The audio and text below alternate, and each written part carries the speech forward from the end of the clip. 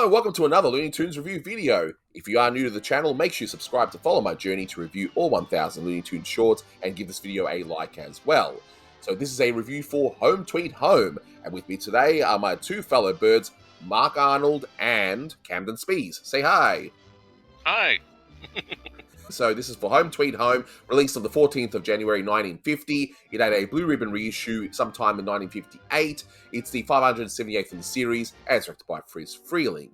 You can find a really good restoration on the Looney Tunes Platinum Collection Volume 2 Blu-ray set, and I'll have a link below to that set. Now, as for what happens here, it's your standard Sylvester and Tweety short. Tweety's in the park, just minding his own business. Sylvester's after him, but of course Tweety decides to use a nanny as a bit of cover. And then later on, we find Hector the Bulldog as well.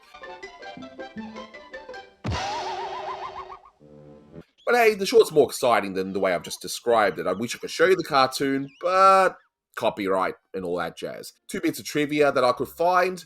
Number one, the title itself is a play on the saying Home Sweet Home, and also the song Home Sweet Home, which is also playing over the title card, which is by H.R. Bishop.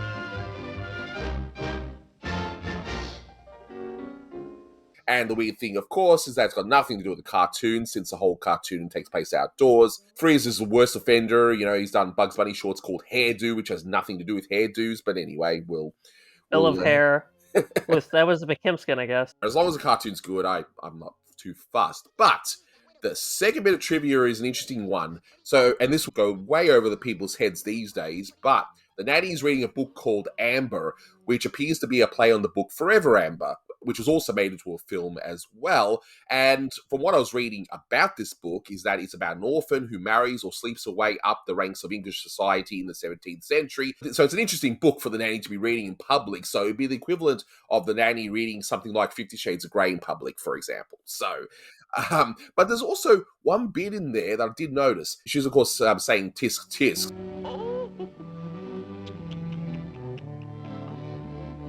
So maybe she's just reading it for, research to want to get it banned. I don't know what her private life is, but there appears to be a moment where she mouths a line, but we don't hear anything. So I do wonder if there was a line that was cut. Maybe, I don't know, or maybe she's just muttering about how dirty the book is. I don't know, whatever.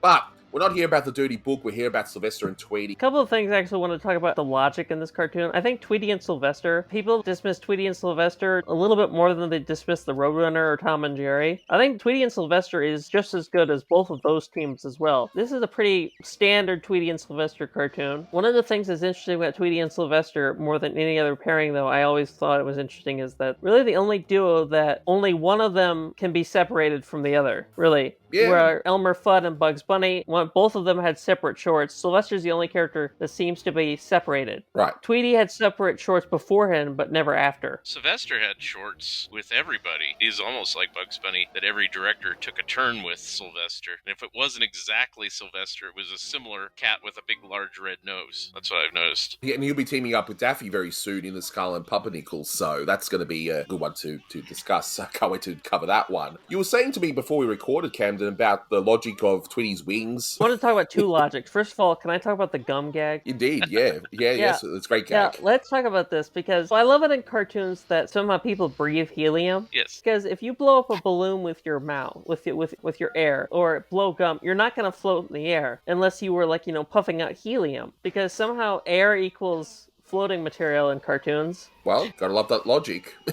We gotta love the cartoon logic there, for sure. If you want to explain it, you could think there was a slight breeze and it lifted up Sylvester. The reality is, yes, they love to they've done it in other cartoons too. I think it was in Pink Panther cartoons, the logic of helium and balloons. All balloons float no matter what, whatever you pump into it. It's like, it's a staple. Yes. Yeah, like they did that in Bushy Hair, where, like Roadrunner Gags, where the coyote blows up a balloon and somehow you magically not only made a balloon, but he makes a hot air balloon, right?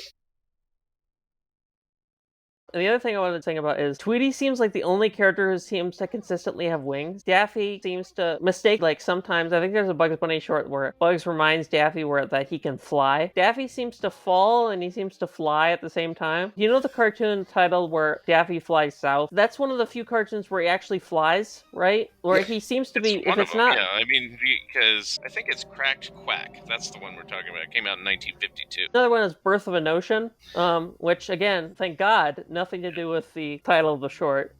Yes.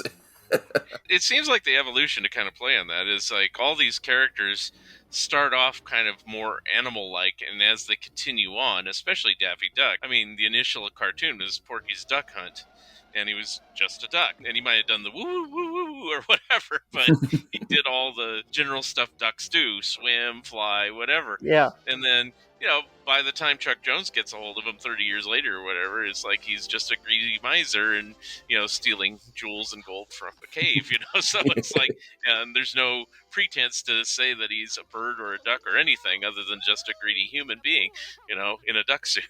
In a duck suit, exactly. I was going to say, wait a minute, he ain't human. But that's all right. Humanoid. Humanoid, exactly right. You could say the same thing for Tweety in some ways, too. Yeah, exactly right. You know, Tweety started off with this naked, and now he's not. Yeah. It's just evolution, I guess, you know, and a lot of it's just whatever makes the cartoon funny, you know. I joke about looking at the logic of some of these cartoons, but I just shrug and go, whatever. It just gives an extra layer of humor to me, but I don't hold it against the cartoon or anything. I don't hold it against the cartoon either, but after so many cartoons, I sometimes think to myself, like, wait, I remember growing up blowing a balloon, and I would think to yourself, maybe this thing would float, but no. The other thing I wanted to talk about is the panning backgrounds. Yes. Warner Brothers, it's hard to notice, Jerry Beck, I think, Mark, you've heard Jerry said this before 100 times too.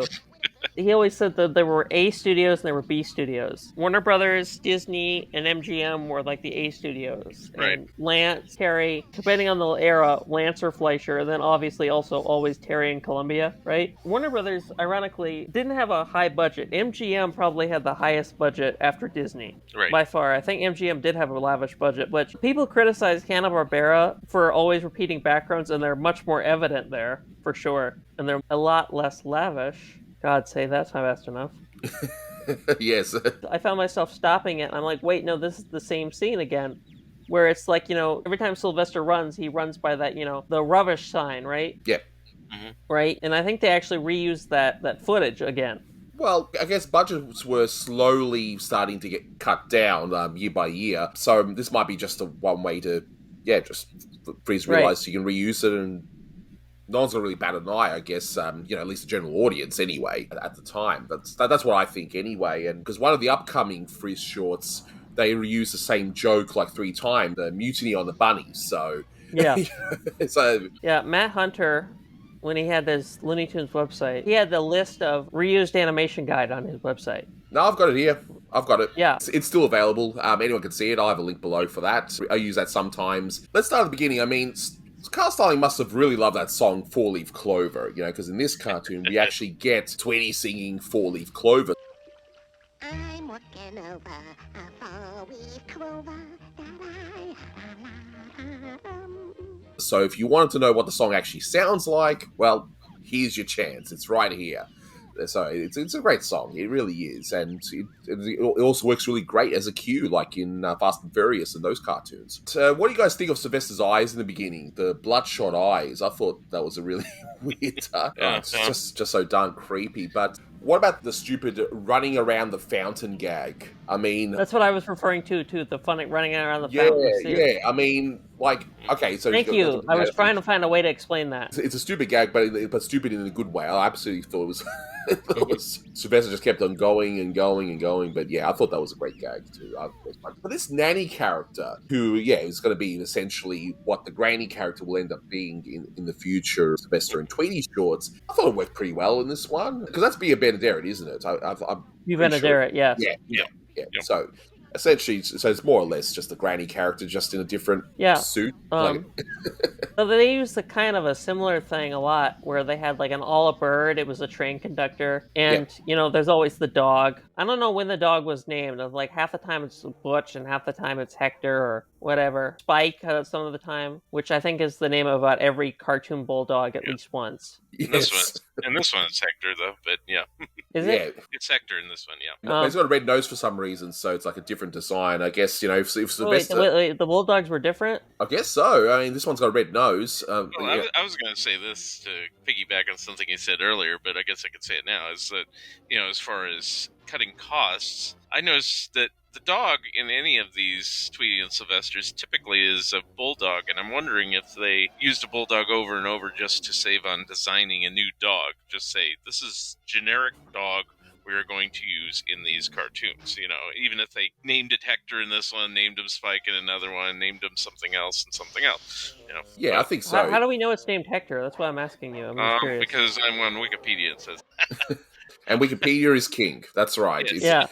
It's the truth on everything, no matter what. Even if someone edits it, it's still the truth. So, yes. Right, exactly.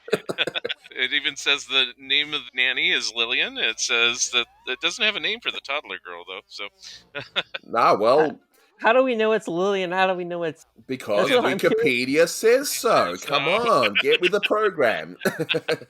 No, I get what you're saying, though. You're right. I guess just calling it Hector is just calling it Hector, and that's it. Right. I think it's maybe from a future short, and someone's just retroactively gone, oh yeah, this is called Hector. Similar to Lillian Hopper. From? I don't know. No, someone's bored, I guess. I have no idea. But one thing I loved, though, and I'm sure you guys agree, is Sylvester as a toddler. That's my favorite gag in this whole short. This was just so good. Just hearing Sylvester, he's got his lisp and all that, just sounding like a toddler. That killed me. I really... And then, of course, you got the trademark blank laughter at the end as well. Oh, the pretty, pretty birdie.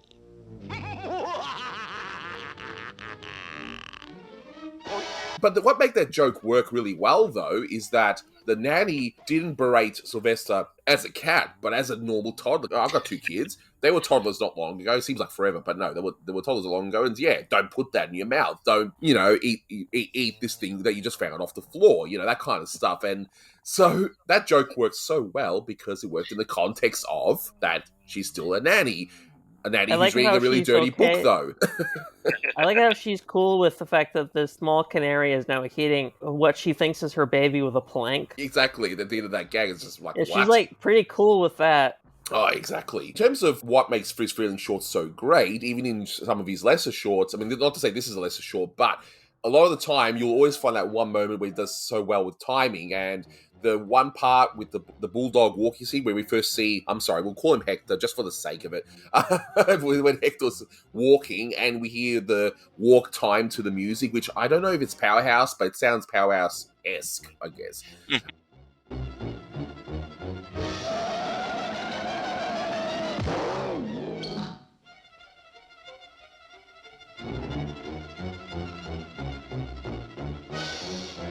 How great is the timing there? Then, of course, Sylvester is pretending to be the dog as well. I thought that was a great little highlight on Friz's timing. But, Camden, you were saying your favorite gag is that stupid tree disguise. Okay, call me immature, but this is the only way to get a Urim joke past the censor. And Hector looked pretty happy as well. He was really like, hey, I got a tree. I can do my business. Okay, that's the same gag. Like, hair grows in Manhattan and all that. I wonder if that was conscious on their part, or if they just, they were trying to go past the censors, or if they just wrote a gag that thought was funny and just happened to go through. I'm always curious about stuff like that. The censors care less with short. Yeah. I think so. I do think so. And I like the fact that it works as a gag where it's like, hey, birds like trees, so cat disguises himself as a tree to get the bird, right? Which works. But then you got the topper, which we got this dog who we already established. It's not some dog that just appears in this scene. The dog was already established, so it makes that gag work really well, and great way to end the short. The only director I think that ever tried to push the envelope, Clampett. Freleng didn't really try to push the envelope very much on censorship just my opinion about it. I could be wrong, but it seemed like he was pretty straightforward and knew his boundaries most of the time. So Yeah, that sounds about right. So in terms of rating, look, I'm giving this one 8 out of 10. I mean, it is your typical formula Sylvester and Tweety, sure, but I'm not saying it like it's a bad thing. You know, as Camden, you rightly pointed out, it's no different than the formula of the Roadrunner shorts, Foghorn Leghorn, soon to be Pepper Le Pew, all that sort of stuff. So I'm giving this 8 out of 10. I laughed. It's not my favorite Sylvester and Tweety. It's not perfect. It's not one that stands out to me. Yeah, it's no Birds Anonymous, right? Exactly.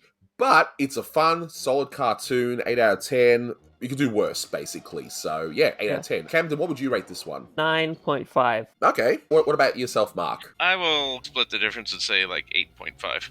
There we go. Everyone's kind of happy. The general consensus is it's a formula short, but it's a great formula short and one that's worth watching. If you need to watch a Sylvester Tweety short, this is definitely one of the better ones. So, we'll wrap it up there. Thank you so much for watching, guys, and until next time, take care.